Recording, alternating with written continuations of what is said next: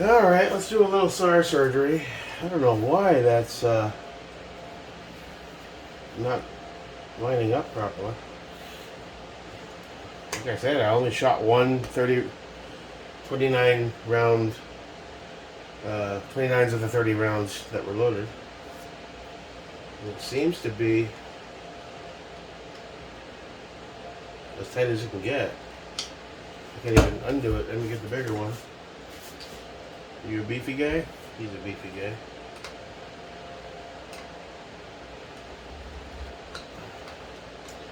Some of that standard Loctite that you came with. Alright, well, let's back you out. Maybe it doesn't like that screw as it going as far in as it should because of that secondary washer, maybe?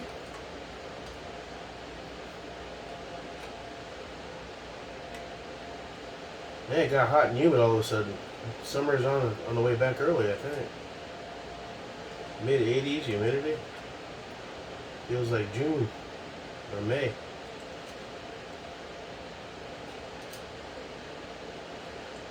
Oh, flathead screws are the worst on these things. BCM does that, I think. Use a Phillips or use a Torx head. Come on. They're just a pain. They slip out all constantly. It's a pain in the ass.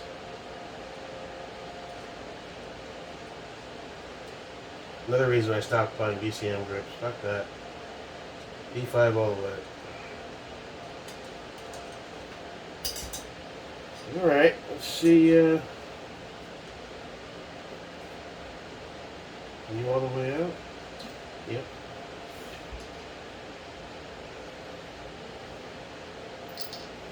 Oh, so much for that. No, you're just a standard Torx. See if we can get it in a couple shots.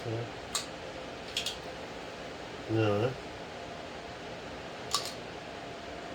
Oh, almost there. What size are you?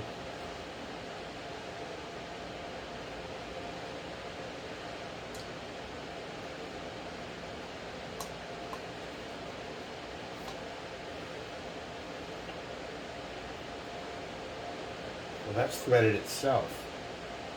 Aha. Well, that's kind of smart. You can start. Yeah, that's kind of smart, actually.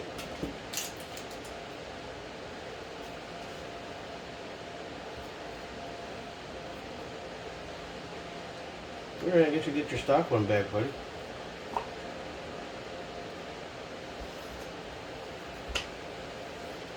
No big. It's actually a comfortable grip. I just, flash of green kind of thing.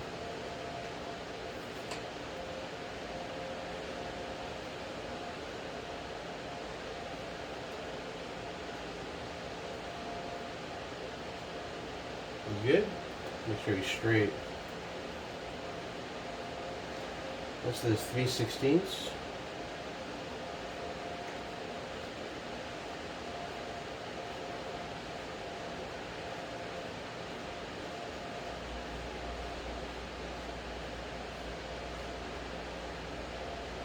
Okay, that's hand tight. Okay. Alright. I'll rock it that way then. Interesting gun. A little different. And like I said, it was nice to shoot. It cycled fine, I find it a touch on the heavier side, but after holding the GHM9, it's pretty much on par with it. The B&T might be a little bit, lighter. If I could get this rail off and put something more lightweight on it, it would probably make it a little more comfortable. But I'm not putting any money into this gun. I'm not even sure how long I'm keeping it. And I got the magnifier on there. That'll get some weight off of there. Oh yeah, that makes a difference. Okay. My only regret is that you can't run up a aftermarket charging handle, and this one's kind of a smaller version of a mil spec. It's not great. That's the only thing I think they fucked up on that. I wish I could run everything else. You can swap ambies in here. You can swap the trigger, but they recommend leaving their trigger in. I don't know why. You can do the bolt catch like a standard AR, the mag release. Am I going to put any time or cash into something like this? No. There's no point. I bought it as an affordable means of having something that's PCC-like to scratch that itch, because $1,700 all in for the B&T just wasn't a feasible option based on what I was doing. And I'm glad I made that choice. Now, in hindsight, do I wish I had not bought this at all? Yes. Yes. But Jakey wanted a new toy. And I wish I had held off. But what's done is done. My only options now are to try to sell it privately to recoup most of my cash back, or take a huge hit from another sale to one of the gun stores, which usually offer you about half, a touch over half of what they go for. And then they look at what the dealer cost is, so that goes down even further. What I pay for this, $749. I'll be lucky if they offer me $375, and that's not worth it. That's not worth it. Fuck you. Just run the damn thing. I need to figure out a way to get that quad rail off at some point, maybe. Or just leave it as is. Run the shit out of it. Hell, eventually I'm going to get a 9mm suppressor. It might be a cool gun with the suppressor. 9mm. Now, it did cycle fine. It felt solid. It feels solid. There's nothing chintzy about this gun. The only downside that I can tell so far is the charging handle and the inability to run a better one. That's the only downside. I still think I might order the extended latch from Strike Industries that makes it a little easier to pull out here. Because, you know, it's rather small. Just look at it in contrast. And that's a Geisley Airborne. We look at it next to a standard charging handle. Do I have one here? I don't have one handy, but you get the gist. The Ames, huh? That's a little small to run on a full-size AR, I think. I mean, you can. It's more of a PCC optic, really, given its point. This thing shot great. No issues. You know, the dot was way too high. So I gotta lower that down.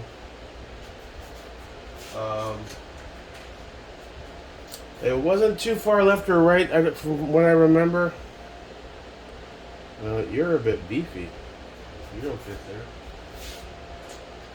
How about you, bud? And here we go again, where I get confused. Turn counterclockwise for up.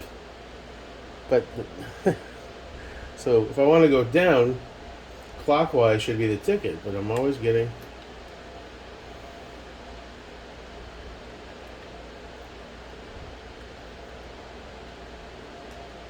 Why am I not getting...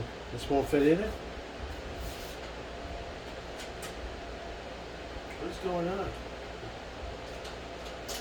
Oh, all these are too big? What the hell? Alright.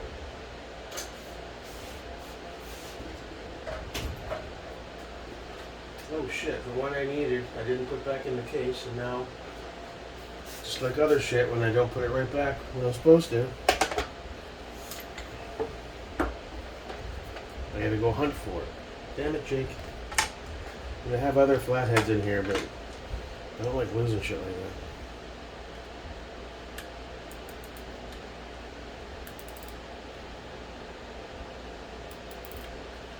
Well, use the front sight as a base point. Line up to the same level every time.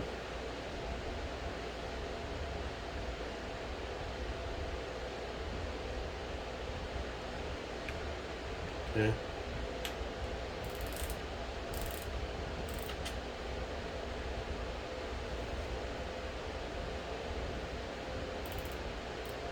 So that's as far as it'll go. It doesn't look like it came down very much. So that's where I get confused. my visual perspective isn't seeing it do what I think it's supposed to be doing based on the direction and rotation that it's turning. So I'm going the opposite way and it is going down. So basically, the reference to up seems to be, and I keep having a mental block on it, I don't know why. You're bringing the height, the bore up to the dot, but it should be down. Because you're changing the location of the dot to be more suited to be pointing at where the barrel is pointing. So that logic, to me, seems reversed. See, that came way down, so that's probably closer. One of these days I'll figure that zero shit out. I gotta find my other precision. It's here. Okay, everything else, it's somewhere. Alright, so you have your main grip, and that seems flush and solid. I think the one thing about this is BCM also includes this piece here. I don't know, like a washer type thing. Maybe that was creating a bit of a gap and it wasn't able to feed through all the way. I don't know, doesn't matter. I'm not rocking this or anything else anyway. I'm not a fan of this. Alright, I guess that's it for now. Yeah, so, I don't know what to think of this guy. I got one mag through it, so I can't make a judgment call on whether I truly like it or not. It felt pretty stable. I'll leave the magnifier off to make it a little lighter.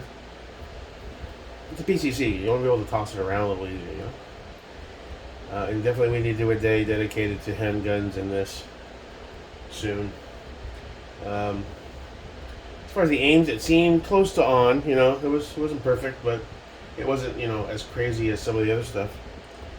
So we can get that zeroed. We can get some decent groups with this. It'll be a keeper. There's really no point. I'm not taking a huge hit on it. I just got it, so might as well make the best of it. And that's that. All right. Now I'm holding off on the Radiant because I just ordered one FDE Cerakoted dust door and one OD green from 2A something or other. So what I'm going to do, I think, is take the Capable Citizen Double Dimp EPC4 off of the Noveski. That's going to go on the Radian. The ODG Cerakoted door that's coming will likely go on the Noveski.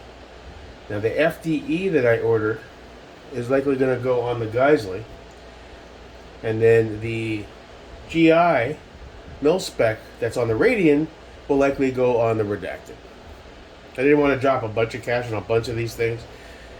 You know, I'm not made of money, so I thought that was a feasible compromise. Everything will have a door.